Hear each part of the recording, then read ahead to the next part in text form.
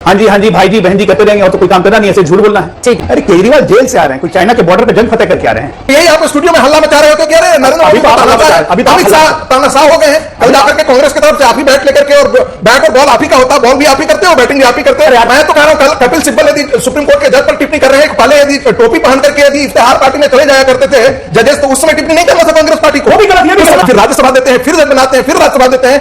ये तो कांग्रेस का ही कुकर्म है ना। ये पूरा का पूरा लिस्ट आप लिस्ट कर रहे हो। तीन तरह पर जब तक आप कन्विक्ट ना हो तब तक आप बेगुनाह हैं। अब इसको अगर पलटना चाहते हैं तो बात अलग है, उसके लिए आपको संविधान बदलना पड़ेगा, उसके लिए आपको संविधान को पूरी तरीके से चेंज करना पड़ेगा। तो जब तक इस देश के अंदर किसी आदमी को अदालत गुनाहगार साबित नहीं करती तब तक वो गुनाहगार नहीं है। दोस्तों नमस्कार, स्वागत है आप सभी का। आप देख रहे हैं एसके डिबेट। सुप्रीम कोर्ट ने कई बड़ी शर्तों के साथ अरविंद केजरीवाल को जमानत दे दी है। अरविंद केजरीवाल ना तो अपने ऑफिस जा सकते हैं और ना ही किसी फाइल पर हस्ताक्षर कर सकते हैं। केस से जुड़ा कोई सार्वजनिक बयान भी नहीं दे सकते, किसी गवाह को प्रभावित करने की कोशिश भी नहीं कर सकते। निचली अदालत में हर तारीख पर मौजूद रहेंगे और जांच में सहयोग करेंगे। लेकिन फिर भी आम आदमी पार्टी के अंदर जश्न का माहौल है। आम आदमी पार्टी केजरीवाल की जमानत को भारतीय जनता पार्टी के मंसूबों की हार बता रही है। वहीं दूसरी तरफ बीजेपी कह रही है कि केजरीवाल अब जेल वाले सीएम से बेल वाले सीएम बन गए हैं। बीजेपी का तो यहां तक कहना है कि कोर्ट कहती है कि आप मुख्यमंत्री के रूप में कोई फाइल साइन नहीं कर सकते, ऑफिस नहीं जा सकते। जब आप कुछ कर ही नहीं सकते तो आपको मुख्यमंत्री के पद से इस्तीफा दे देना चाहिए। आज की डिबेट इसी मुद्दे पर होने वाली है। बीजेपी की तरफ से डॉक्टर हजालोक और राजनीतिक विश्लेषक आशुतोष गुप्ता हैं।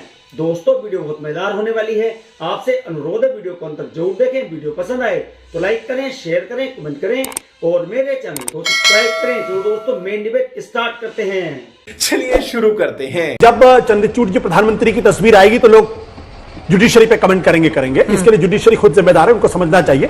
महत्वपूर्ण सवाल क्या है, क्या संगीत रागी या भारतीय जनता पार्टी पूरे संविधान को सिर के बल खड़ा कर देना चाहते हैं? अरे भाई, भारत का संविधान, भारत का जुरिस्प्रूडेंस, भारत की कानून व्यवस्था ये मानती है कि जब तक कि वो गुनाहगार साबित नहीं होती अदालत के दर तब तक वो निर्दोष है।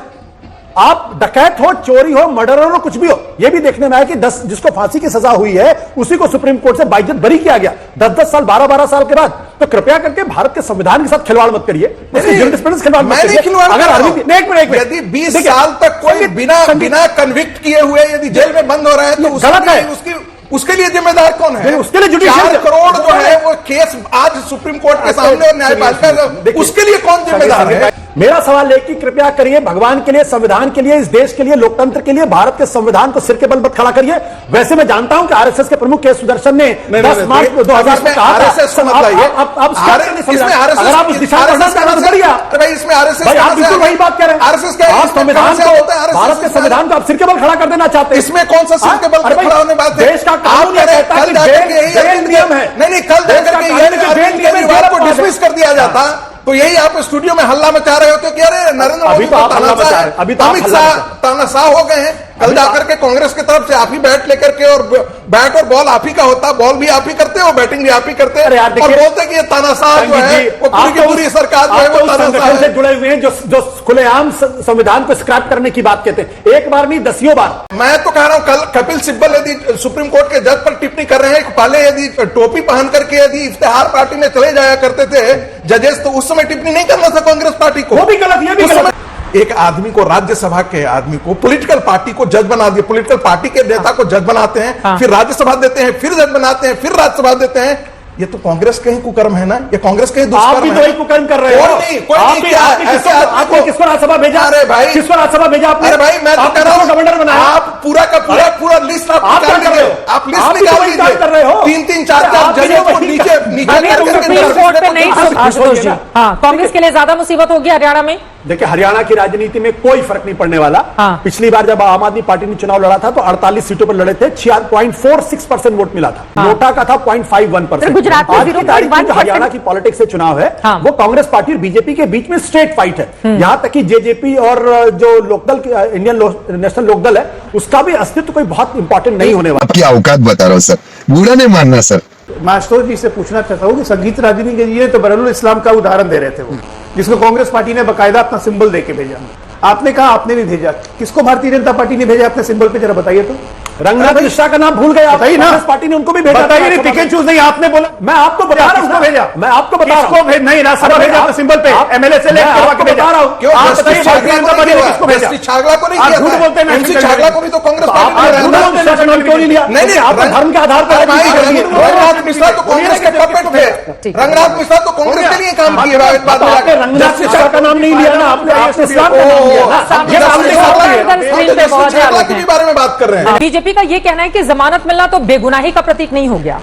अरविंद केजरीवाल को बेल मिली है, निश्चित तौर पर आम आदमी पार्टी के लिए राहत की बड़ी सांस है, क्योंकि एक के बाद एक सारे नेता पिछले दिनों उनको बेल मिली है, चाहे वो ईडी का मामला हो या सीबीआई का मामला। इसका मतलब बहुत स्पष्ट है कि अब सुप्रीम कोर्ट की नजर तीखी हो गई है और वो इस बात को कहीं ना कहीं समझ रहे हैं कि जरूर ईडी और सीबीआई का दुरुपयोग हो रहा है। आज जो फैसला दिया है उसमें जस्टिस भुइया ने साफ तौर पर कहा है कि the notion of a caged parrot, यानी एक बंद तोते की जो पिंजड़े में बंद तोते का जो परसेप्शन है वो बदलना पड़ेगा। Seizures wife should be above suspicion, यानी कहीं ना कहीं सीबीआई के ऊपर संदेह की लकीरें उनके सामने स्पष्ट है। तीसरी बात उन्होंने कही, चूंकि ईडी ने उनको जमानत दे दी थी, इसलिए आप उसको फ्रस्ट्रेट करने के लिए सीबीआई ने गिरफ्तारी की है। और चौथी बात उन्होंने पूछा कि 22 महीने के बाद आप उनको गिरफ्तार कर रहे हैं, जब आपने इंटरोगेट किया था तब आपको नहीं लगा था कि उनको गिरफ्तार करना चाहिए, नहीं गिरफ्तार। तो कहीं ना कहीं एक तरीके से यह बात स्पष्ट है कि ईडी सीबीआई अब सुप्रीम कोर्ट की नजर में भी कहीं ना कहीं जानबूझकर या गलत तरीके से चीजों को रख रहे हैं। देखिए, जो भारत का जुरिस्प्रूडेंस है, जो न्यायपालिका का सिद्धांत है, उसमें बिल्कुल स्पष्ट है, जब तक कि आप कन्विक्ट ना हो तब तक आप बेगुनाह हैं। अब इसको अगर पलटना चाहते हैं तो बात अलग है, उसके लिए आपको संविधान बदलना पड़ेगा, उसके लिए आपको संविधान को पूरी तरीके से चेंज करना पड़ेगा। तो जब तक इस देश के अंदर किसी आदमी को अदालत गुनाहगार साबित नहीं करती तब तक वो गुनाहगार नहीं है। बंद करो हाथ जोड़ के। मैं एक शेर को जरा उल्टा करके बोलता हूं चित्रा जी। मैं सबके साथ ही चला था जानिबे मंजिल, मैं सबके साथ ही चला था जानिबे मंजिल, लोग छूटते गए कारवां घटता गया। ये लगातार 3-4 बार से जो जेल से लौट के सब लोग आ रहे हैं, चाहे केजरीवाल हो, चाहे सिसोदिया हो, चाहे सत्येंद्र जैन हो, हर बार का उत्साह और कार्यकर्ताओं की कमी बस देखते जाइए। बार बार का विजुअल निकाल के पिछले 2 साल में कंपेयर कर लीजिए, देखिए शेर परफेक्ट बैठे। अरे केजरीवाल जेल से आ रहे हैं, कोई चाइना के बॉर्डर पे जंग फतेह करके आ रहे हैं। गजब बेइज्जती है। शुरू से लेकर अभी तक के अंत तक एसटीएस कोर्ट ने इस देश के एसटीएस कोर्ट ने, मतलब सेशन टू सुप्रीम कोर्ट, सभी ने माना कि केजरीवाल पे लगाए हुए सारे चार्जेस सही हैं, कोई चार्जेस विड्रॉ नहीं होंगे। बेल किस लिए दी? ह्यूमन इंटीग्रिटी और ह्यूमन वैल्यू को नजर में रखते हुए, क्योंकि ट्रायल लंबा चलेगा, गवाहों की गवाही पूरी नहीं हुई है, अतः इतनी देर जेल में रखना उचित नहीं है। इस माध्यम पे बेल मिली। बेल कैसे दी? वो जानते हैं कि ये सीएम है, chief manipulator, chief mastermind, chief manipulator, king pin. इनको किसी भी तरह की शक्ति देना मतलब कि जांच को प्रभावित करना होगा। तो इनको क्वाड्रिप्लेजिक सीएम बना के, मेडिकल टर्म है, क्वाड्रिप्लेजिक सीएम बना के इनको बाहर निकाल दिया है। सीबीआई को लेकर अभी कोर्ट की जो टिप्पणी सामने आई है, मैं बता रहा हूं वो आपने सुना ही होगा। Policy paralysis. हाँ, सीबीआई एक स्वतंत्र निष्पक्ष जांच एजेंसी है जिसपे सुप्रीम कोर्ट अपनी टिप्पणी करता है। उस पर राजनीतिक टिप्पणी हालांकि मुझे कुछ नहीं करना है, ये सुप्रीम कोर्ट का विषय है, सीबीआई का विषय है।